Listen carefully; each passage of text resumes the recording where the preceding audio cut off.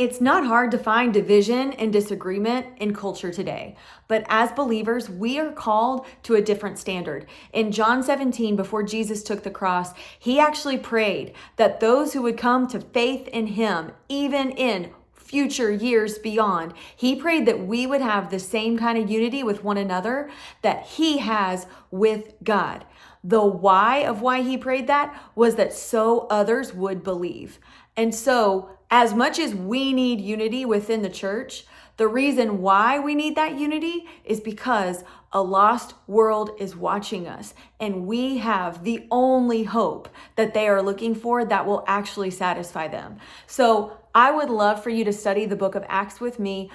inside Conversational Commentary on Acts, Gospel Mission Then and Now, as this contains story after story of people who had previously disagreed on so many other things, come to agree on Jesus, start living in radical unity in such a way that the watching world got curious about who Jesus was to them and who Jesus is for themselves personally. And that same mission that existed then, that wasn't just a then thing, it's a now thing. The same reason why the local church existed then is the same reason why the local church exists now, to be able to continue and further glorify and extend the reach of the name of Jesus